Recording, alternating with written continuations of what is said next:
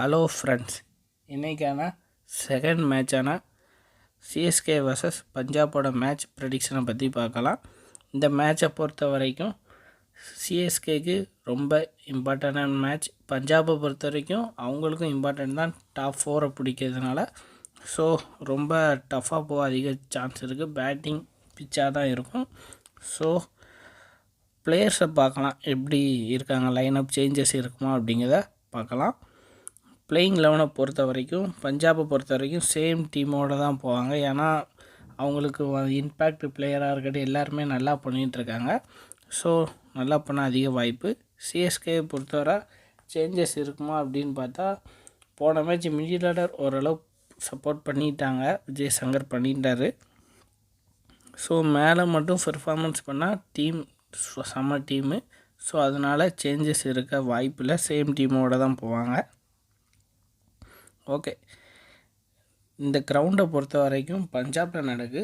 இந்த கிரவுண்டை பொறுத்த வரைக்கும் ஃபாஸ்ட் பவுலர்ஸுக்கு ஓரளவு ஹெல்ப்ஃபுல்லாக இருக்கும். ஆவரேஜ் ஸ்கோர் 174 கொடுத்துருக்காங்க. நம்மளை பொறுத்த வரைக்கும் 190 கொடுக்கலாம். ஏன்னா இந்த பிச்சு பேட்டிங்குக்கும் நல்லாயிருக்கும். ஸோ அதிரடி ஆடலாம். ஃபஸ்ட்டு யார் பேட்டிங் முடிக்கிறாங்களோ அவங்க நல்லா ரன் அடிக்க அதிக வாய்ப்பு இருக்குது. இந்த மேட்ச் டாஸ் வின்னர் பார்த்திங்கன்னா சிஎஸ்கே வின் பண்ண அதிக வாய்ப்பு இருக்குது. வின் பண்ணி பேட்டிங் எடுத்தாங்க அப்படின்னா 200+ வைப்பாங்க.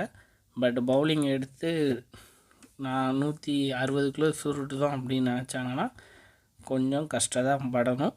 ஏன்னா பேட்டிங் சாதகமான பிச்சு, அவங்களோட பேட்டிங் நல்லா இருக்குது. அதை நம்ம பார்ப்போம். இந்த மேட்ச்சு வின் பண்ணுறது யாருக்கு பெர்சன்டேஜ் அதிகமாக இருக்குது அப்படின்னு பார்த்தீங்கன்னா சிஎஸ்கேக்கு தான் இருக்குது. 64% இருக்குது. அவங்களுக்கு 36 தான் இருக்குது. ஏன்னா ரெக்கார்டில் அப்படி இருக்குது. பட் ஆனால் இந்த வருஷம் எல்லாமே தலைகீழாக மாறிட்டுருக்கு. ஸோ நேற்று ஆர்சிபி வின் 10 வருஷத்துக்கு அது. ஸோ நிறையா நடக்குது, ஓகேவா? ஸோ அதனால் அதை நம்ம இப்போ வின்னிங் ப்ரெடிக்ஷன் பார்த்துக்கிட்டோம். கிரவுண்ட் ரிப்போர்ட் வந்தப்பறம் நம்ம டெலிகிராமில் அப்டேட் பண்ணுவோம். டெலிகிராமில் ஜாயின் பண்ணிக்கோங்க. நம்ம கிவ்அவே சேலஞ்சு நடத்திட்டுருக்கோம், அதில் ஜாயின் பண்ணுங்கள்.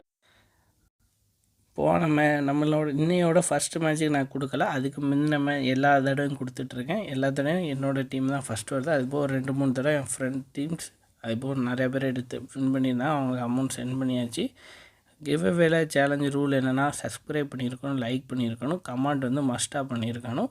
அதான் ரூல்ஸு.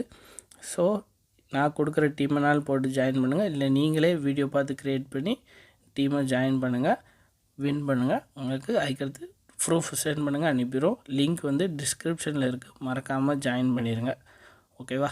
ஓகே, பெஸ்ட்டு பிளேயர்ஸை பொறுத்த வரைக்கும் இன்றைக்கி 2 டீம்லேயும் பார்த்தீங்கன்னா பெஸ்ட்டு பிளேயரை பொறுத்த வரைக்கும் ஃபஸ்ட்டு பஞ்சாப் பார்த்தீங்கன்னா பிரபு சிம்ரன், பிரிமன்ஸ் ஆர்யா, இவங்க 2 விதத்தில் யாராவது ஒருத்தர் நல்லா பெர்ஃபார்மன்ஸ் பண்ண அதிக வாய்ப்பு இருக்குது. நான் என்னை பொறுத்த வரைக்கும் பிரிமன்ஸ் ஆர்யா ஓவர்னால் நல்லா பெர்ஃபார்மன்ஸ் வரும். பிரபு சிம்ரன் அடிக்க போய் கலீல் அகமது ஓவரில் அவுட்டாக அதிக வாய்ப்பு இருக்குது. ஏன்னா ஹைட்டாக எட்ஜ் ஆகுறதுக்கு சான்ஸ் இருக்குது. ஓகே, அதே மாதிரி ஸ்ரேயஸ் ஐயர் ஓரளவு டீசெண்டாக பெர்ஃபார்மன்ஸ் பண்ணிடுவார். 20+ ரன் அடிக்க வாய்ப்பு இருக்குது, 20+. மேக்ஸ்வெல் இந்த மேட்ச்சுக்கு அவர் ஃபார்முக்கு வர அதிக வாய்ப்பு இருக்குது.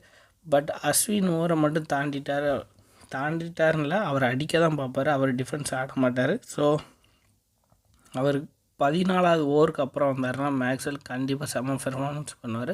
அதுக்கு முன்னே வந்தால் ஸ்லோவாக ஸ்டார்ட் பண்ணி 30+ ரன் அடிக்கலாம்.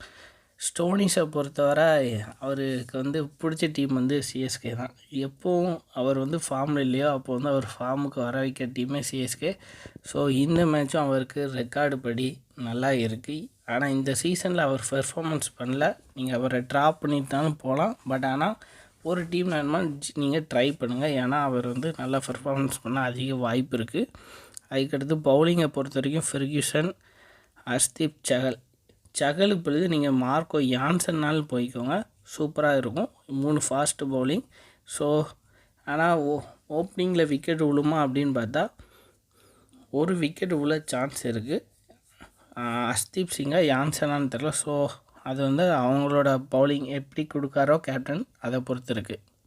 சிஎஸ்கே பொறுத்தவரை மேலே டாப் ஆர்டர் 3 பேர் இன்றைக்கி ஃபஸ்ட்டு பேட்டிங் பிடிச்சாங்க அப்படின்னா 200+ இவங்க 3 பேர் அடிக்க முடியும். யாராவது 2 பேர் 70+, ஒருத்தர் 50+ அடிக்க அதிக வாய்ப்பு இருக்குது. நல்லா இருக்குது இன்றைக்கி ரெக்கார்டு.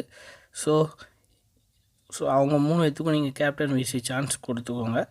பவுலிங்கை பொறுத்த வரைக்கும் கலீல் அகமத், நூர், பத்திரனாக்கு நல்லா இருக்குது. ஸோ அவங்களும் உங்கள் டீமில் வச்சுக்கோங்க, நல்லா பிளேயர்ஸ். அதுக்கப்புறம்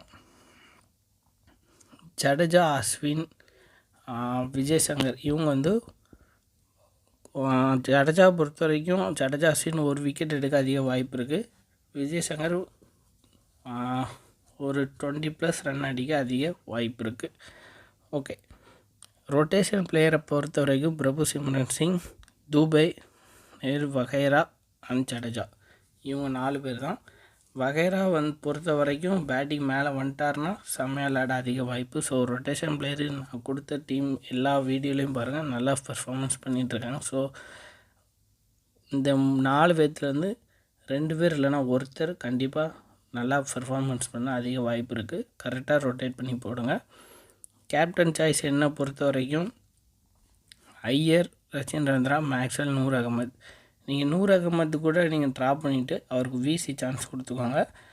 கான்வே இல்லைனா ருத்ராஜ் ஜெய்க்வாடுக்கு நீங்கள் போகலாம், நல்லாயிருக்கும். ஸோ உங்களோட விருப்பம். அதே மாதிரி என்னோடய டீமை பொறுத்தவரை இதான் என்னோடய டீம்.